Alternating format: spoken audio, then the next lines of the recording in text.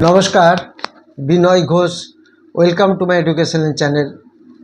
আজকে ইন্টারন্যাশনাল দুটি house, big broking house, এক নম্বর হলো JP Morgan Stanley, JP Morgan এবং HSBC Hong Kong Shanghai banking corporation, এই দুটি ইন্টারন্যাশনাল ব্রোকিং হাউস ইন্ডিয়ার সম্বন্ধে কী ফিডব্যাক দিয়েছে সেগুলো আমরা দেখব এবং সেগুলি স্টক মার্কেটে কীরকম এফেক্ট করতে পারে সেগুলি নিয়ে আমরা আলোচনা করব।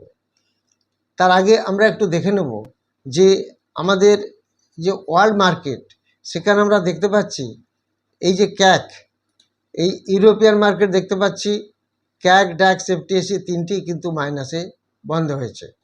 এবার আমেরিকার মার্কেট যদি আমরা দেখি, আমেরিকান মার্কেটে S&P 56 point plus, Dow 79 point minus, Nasdaq 521 point plus, তার মানে মিক্সড আছে। তাহলে দেখা গেল কি ইউরোপিয়ান মার্কেট তিনটি নেগেটিভ এবং আমেরিকান মার্কেট দুটি পজিটিভ। এশিয়ান মার্কেট যদি আমরা দেখি, হ্যাংসেং সামান্য পজিটিভ আছে 62 পয়েন্ট, আর ASX 6 পয়েন্ট নেগেটিভ আছে। তো ওভারঅল আমরা যা দেখতে পাচ্ছি, আর ইন্ডেক্স ফিউচার যদি আমরা দেখি, যেটা হচ্ছে ফিউচার, সেখানে FTSE minus, DAX minus, S&P plus এবং ডাউ জোন্স মাইনাসে আছে। যাই হোক, ওভারঅল দেখা যাচ্ছে ওয়ার্ল্ড মার্কেট খুব একটা যে ভালো এবং বা খুব খারাপ তা নয়, একটা মিক্সড ট্রেন্ড নিয়ে চলছে। তো এখন যে আমরা নিউজগুলি পেয়েছি সেগুলি নিয়ে আমরা একটু আলোচনা করব। প্রথম যে আমরা দেখতে পাচ্ছি, এই দুটি যে বড় আন্তর্জাতিক ব্রোকিং হাউস জেপি মর্গান এবং এইচএসবিসি ভারতীয় মার্কেটকে ডাউনগ্রেড কেন করছে সেটা আমরা একটু আলোচনা করব। এই দুটি সংস্থা দেখা যাচ্ছে যে ইন্ডিয়ান স্টক মার্কেটের রেটিং অনেকটা কমিয়ে দিয়েছে। আগে ওভারওয়েট নিউট্রাল ছিল, এখন কমিয়ে নিউট্রাল আন্ডারওয়েট করেছে। অর্থাৎ ইন্ডিয়াতে আগের মতো অ্যাগ্রেসিভ ইনভেস্টমেন্ট করার সময় এখন নয়। নিফটির যে আগে টার্গেট ছিল, মোটামুটিভাবে একটা যদি বুল রানে চলতো নিফটি, তাহলে সেখানে দেখাচ্ছিল 32,000 হতে পারে, সেখানে 32,000 থেকে 30,000-এ নিয়ে এসছে। আর বিআর কেসে দেখা যাচ্ছে সেটা 24,000 ছিল, সেই 24,000 থেকে এখন 20,000-এ নিয়ে চলে এসছে, 20,500। অর্থাৎ আমাদের যে নিফটি এখন চলছে জাস্ট 24,000-এর নিচে, 23,900-র কাছাকাছি, সেইটাকে 20,500 অবধি নিফটির নিচে আসতে পারে সেটা দেখানো হচ্ছে। কি কি কারণে দেখানো হচ্ছে, তার কারণ কি, সেগুলি আমরা নিয়ে আলোচনা করব। প্রথমে আমরা দেখতে পাচ্ছি যে ইপিএস গ্রোথ কমানো হয়েছে। আগেই যেখানে ইপিএস গ্রোথ ছিল, ইন্ডিয়ার ইপিএস গ্রোথ ছিল 13%, সেখানে এখন করা হয়েছে 11%। এটা একটা ডাউনগ্রেডের ব্যাপার আসলো। আর যেটা বলা হচ্ছে এআই, আর্টিফিশিয়াল ইন্টেলিজেন্স এবং ডাটা সেন্টার আমাদের এখানে উল্লেখযোগ্য নয়, মানে খুব কম, সেইভাবে প্রোগ্রেস করতে পারছে না। তো এই কারণে এখানে এক্সপোজারও কম। হোয়ারাজ অন্য দেশ, চায়না, USA, কোরিয়া, এই সব জায়গাগুলো আমাদের ইন্ডিয়ান মার্কেটের থেকে আরও বেশি একটু প্রোগ্রেসিভ। আর এখানে পলিটিক্যাল টেনশন তো চলছেই, এটা একটা বড় কারণ। তার সাথে সাথে আবার মনসুনটা অ্যাড হয়েছে। দেখা যাচ্ছে যে মনসুন আমাদের দেশে কম হতে পারে, এটা একটা আপনারা সবাই জেনেছেন, একটা প্রি ডায়াগনোসিস করে সেটা বের হয়েছিল। তাহলে বর্ষা যদি দুর্বল হয়, ইকোনমি এবং আর্নিংস অনেকটা খারাপ হয়ে যেতে পারে। এই ব্যাপারগুলোর জন্য ইন্ডিয়াকে একটু ডাউনগ্রেড করা হচ্ছে এবং দেখানো হচ্ছে যে এখানে ওভার ভ্যালু হয়ে গেছে মার্কেট। এই ওভার ভ্যালু হওয়ার জন্য এটা, যেটা জেপি মর্গান বলছে, ইন্ডিয়ান মার্কেট ওভার ভ্যালুড, এটা অ্যাট্রাকটিভ নয়। ভ্যালুয়েশন যতক্ষণ না কমবে ততক্ষণ এখানে কিছু ভালো হবে না। অয়েল প্রাইস তো বাড়ছে, সেটা আমরা জানি, এটা এইচএসবিসি ভিউ। কাঁচা তেলের দাম বাড়লে ইন্ডিয়ান ইকোনমি আমাদের প্রেসারে পড়ে, এটা আমরা সবাই জানি। তাতে করে আর্নিংস একটু ডাউনগ্রেড হয়। তো এই সমস্ত কারণের জন্য ইন্ডিয়াকে ডাউনগ্রেড করছে। এছাড়া দেখা যাচ্ছে এখানে এইচএসবিসি এটা বলছে নর্থ এশিয়া, বিশেষ করে চায়না, কোরিয়া, এখানকার মার্কেট কিন্তু ভালো পজিশনে আছে মোর দ্যান ইন্ডিয়া। সেই জন্য ইন্ডিয়াকে আরও একটু ডাউনগ্রেড করা হলো। হোয়ারাস বলছে নর্থ কোরিয়া এবং চায়না এরা একটু অ্যাট্রাকটিভ। তাহলে এইগুলো আমরা দেখতে পেলাম।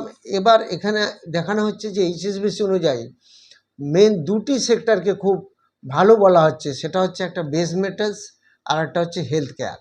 বেস মেটাল এবং হেলথ কেয়ার এই দুটি সেক্টর আগামী দিনে শর্ট টার্মে একটা ভালো পারফর্ম করবে এটা বলা হচ্ছে। তো সেটা আমরা একটু খেয়াল রাখবো। এই যে বেস মেটাল এবং হেলথ কেয়ার, এই নিশ্চয়ই আপনারা জানেন হেলথ কেয়ারের মধ্যে ফর্টিস আছে, প্রচুর কোম্পানি আছে, সেগুলো আমি ডিটেলস বলবো না, আপনারা দেখে নেবেন। বেস মেটাল তো জানেনই, কোনো অসুবিধা নেই। তো সামারিতে দেখা যাচ্ছে ইন্ডিয়া লং টার্মে ভালো, বাট শর্ট টার্মে রিস্ক অনেক বেশি। মার্কেট এখন এক্সপেন্সিভ প্লাস গ্রোথ একটু স্লো হতে পারে, তাই আমাদের একটু ওয়েট করতে হবে, ধীরে সুস্থে ইনভেস্ট করতে হবে, খেয়াল রাখতে হবে। আর যারা অপশানে কাজ করেন তাদের ক্ষেত্রে কোনো প্রবলেম নেই। যারা অপশানটা একটু ভালো করে বুঝে নিয়েছেন, অপশান সম্বন্ধে আইডিয়া হয়ে গেছে, এই মার্কেটে অপশান হচ্ছে সবথেকে যুক্তিযুক্ত। এছাড়া অল্টারনেটিভ ইনভেস্টমেন্টও আমাদের একটু দরকার। যেমন দেখেছেন নিশ্চয়ই ক্রিপ্টো, আপনাদের যদি দেখায় ক্রিপ্টো কতটা বেড়ে গেছে, দেখুন ক্রিপ্টো টানা বাড়ছে। ক্রিপ্টো দেখুন এই জায়গা থেকে ক্রিপ্টোকে টানা বাড়িয়ে নেওয়া হলো। তো অল্টারনেটিভ একটা প্যাসিভ ইনকাম আমাদের ইন্ডিয়ান মার্কেটের সঙ্গে ফরেক্স বা ক্রিপ্টোতে একটা রাখা যেতে পারে। এগুলোর সম্বন্ধে যদি আপনাদের টেকনিক্যাল আইডিয়া থাকে সেটা একটা ভালো।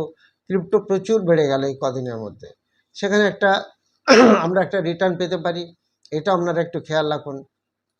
তো আলটিমেটলি আমরা যেটা দেখতে পাচ্ছি সেটা হচ্ছে যে কালকে মার্কেট কি হতে পারে তার একটা সম্ভাব্য। কাল মার্কেট যদি গ্যাপ, আবার এটা আমাদের জানতে হবে, আমরা দুদিন পরে কি হবে যেটা ভাবি, মার্কেট কিন্তু সেটাকে প্রেডিক্ট করে অলরেডি ডিসকাউন্ট করে নেয়। তো যদি এই ঘটনাগুলো, এদের যে পূর্বাভাস এই দুটি ব্রোকিং হাউসের, যদি মার্কেটে এফেক্ট হয়ে যায় ভালো, তাহলে মার্কেট কাল গ্যাপ ডাউন হবে না। আর যদি এটা এফেক্ট না করে তাহলে কালকে মার্কেট গ্যাপ ডাউন ওপেনিং একটা হতে পারে নিফটি 50। এবং এফআই যেহেতু সেন্টিমেন্টটা একটু ভেরি লো, এফআই আগের দিন প্রচুর বেঁচেছে সেটা আমরা জানি।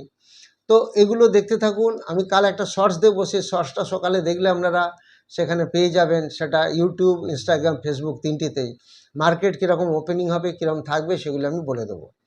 আপনারা যারা অলরেডি কমেন্ট সেকশনে কমেন্ট দিয়েছেন সেগুলি বলে দেবো। তার আগে আপনারা নিশ্চয়ই জানেন 7 জুন এবং 17 জুন দুটি ব্যাচ চালু হবে, একটা অফলাইন ব্যাচ, একটা অনলাইন ব্যাচ। আর একটি ক্রিপ্টো, ফরেক্স এবং কমোডিটির ব্যাচ চালু হবে, তিনটি কম্বাইন্ড কোর্স। 7 জুন যে অফলাইন ব্যাচ চালু হবে সেখানে কী কী শেখানো হবে, fundamental, technical, price action, chart pattern, candlestick সমস্ত শেখানো হবে। এবং সেখানে শেখানো হবে আমরা স্টক সিলেকশন ফর্মুলা থেকে কীভাবে স্টক সিলেক্ট করে ইন্ট্রাডে, সুইং এবং অপশানে কাজ করব, এভরিডে একটা প্রফিট করতে পারবো। তো এইগুলি শিখিয়ে এবং সেগুলি লাইভ ক্লাসেও দেখানো হয় কীভাবে আমরা সেগুলো ইমপ্লিমেন্ট করি, কীভাবে সেগুলো অ্যাকশন করি। এরকম কোর্স শুরু হচ্ছে। যারা ইন্টারেস্টেড তারা হোয়াটসঅ্যাপে যোগাযোগ করবেন। আর যারা ক্রিপ্টো, ফরেক্স এই ধরনের কোর্সও করতে চান তারা যোগাযোগ করবেন। আর 17 জুন যেটা শুরু হচ্ছে সেটা অনলাইন ক্লাস, সেটা রাত্রি 8টা থেকে 10টা চালু হবে। আপনারা এখানে যেগুলি বলেছেন কমেন্ট সেকশনে, আঁখি ঘুয়ো, সুদীপ সরকার জানতে চান বেদান্ত 760 কেনা এখন কি করব। এটার বেদান্ত এখন একটু পড়ছে, যেহেতু ডিমার্জের ব্যাপারটা এসে গেছে, 4টে কোম্পানির একটা করে, মানে একটা শেয়ার থাকলে একটা একটা করে সব পাওয়া যাবে, সেই জন্য একটু পড়ছে। চন্দন ব্যানার্জি জানতে চাইছেন NWIL 39 কেনা কি করব। খুব একটা নিচে আসেনি, যদি 29 আবার আসে একটু খেয়াল রাখুন। পল্লব জানতে চান গ্রোথ স্টক নিয়ে জানতে চেয়েছেন, এটা তো আগের ভিডিওতে বলে দিয়েছি, ওটা দেখে নেবেন 23 সালে। শিবকুমার মান্ডা জানতে চান সিমেন্স লিমিটেড, সিমেন্স এনার্জি কি এখন সেল করব, আপনার কত দামে কিনা সেগুলো তো জানি না। যদি প্রফিট পান কিছুটা বুক করবেন, মার্কেট তো এখন খুব ভোলেটাইল, সেটা খেয়াল রাখবেন। রঞ্জিত কুমার সাহা জানতে চেয়েছেন পদম কটন নামতে নামতে 1 টাকা এসে গেছে, এটা নিয়ে আমি খুব একটা কিছু বলতে পারবো না, বিকজ এর না আছে প্রমোটার, না আছে এফআই, না আছে ডিআই। মন্টু কুমার নন্দী জানতে চান চম্বল ফার্টিলাইজার স্টকটা নিয়ে কিছু বলুন, সাপোর্ট অ্যান্ড রেজিস্ট্যান্স। এটা সাপোর্ট থাকবে 409, রেজিস্ট্যান্স থাকবে 465।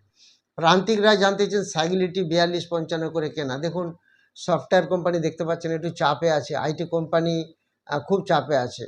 দেখতে পাচ্ছেন আমাদের ইন্ডিয়াতে যেসব বড় বড় লার্জ ক্যাপ আইটি কোম্পানিগুলি আছে তাদের এআই, আর্টিফিশিয়াল ইন্টেলিজেন্স সেভাবে কাজ করে উঠতে পারছে না, উইক আছে। তো যাই হোক, সফটওয়্যার কোম্পানিগুলি একটু খেয়াল রাখুন। রাজা সরকার এবং দেবরাজ পাল জানতে চান হ্যাভেলস ইন্ডিয়া 1258 করে কেনা, এটা পড়ে যাবার কারণ, এটা তো প্রফিট বেড়েছে, এফআই, ডিআই, গভর্নমেন্টের কাছেও কিছু শেয়ার আছে, এফআই কিছুটা স্টেক সেল করেছে। চিরঞ্জিত পাল জানতে চেয়েছেন তেজাস নেটওয়ার্ক 401 করে কেনা পরবর্তী সময়ে কেমন যাবে সেটা। এটা প্রচুর লস করছে। এটা টাটা গ্রুপের স্টক লাস্ট নিশ্চয়ই কোয়ার্টারের রেজাল্ট দেখেছেন, লস বাড়ছে। ওকে। বিশ্বজিৎ সাউ জানতে চেয়ে রাজেশ এক্সপোর্ট স্টকটা নিয়ে এখন কেনা যেতে পারে? 112 লেভেলে পেলে একটু খেয়াল রাখবেন। মৃত্যুঞ্জয় পাল জানতে চেয়েছেন মিষ্টান ফুড 8 টাকা থেকে 4 টাকা হয়ে গেছে। এটা এফআইডিআইয়ের কাছে কিছু শেয়ার নেই, যখন এফআইডিআই একটু করে ঢুকবে তখন এন্ট্রি নিলে ভালো হবে। সৌম্যজিৎ পুরকার জানতে চেয়েছেন গ্লাসকো স্মিথক্লাইন জাইডাস লাইফ সায়েন্স দুটি লং টার্মে ভালো হবে, দুটি ভালো শেয়ার। প্রদীপ পাঁজা জানতে চেয়েছেন কোচিন শিপইয়ার্ড টার্গেট প্রাইস কত হতে পারে? 1750 একটা টার্গেট রাখতে পারেন। কার্তিক রানা জানতে চেয়েছেন জিআরএসি support and resistance 2668, support resistance 2986। Asit Chowdhury জানতে চেয়েছেন আরভিএনএল এখন কি কেনা যায়? 276 লেভেলে পেলে একটু খেয়াল রাখুন। অ্যাপোলো মাইক্রো সিস্টেমের টার্গেট প্রাইস কত হতে পারে? 300 ভাঙলে, যদি 300-র উপরে যায় তখন একবার কমেন্ট সেকশনে দিয়ে দেবেন, বলে দেবো। যারা কমেন্ট সেকশনে কমেন্ট দিচ্ছেন তারা অবশ্যই কমেন্ট দিতে থাকুন, সেগুলি বলে দেবো। যারা ভিডিওটি নতুন দেখছেন তারা অবশ্যই সাবস্ক্রাইব, লাইক ও শেয়ার করবেন। আর যারা 7 জুন এবং 17 জুনের ব্যাচে ক্লাস করতে চান তারা অবশ্যই হোয়াটসঅ্যাপে যোগাযোগ করবেন। Thank you very much for watching my video.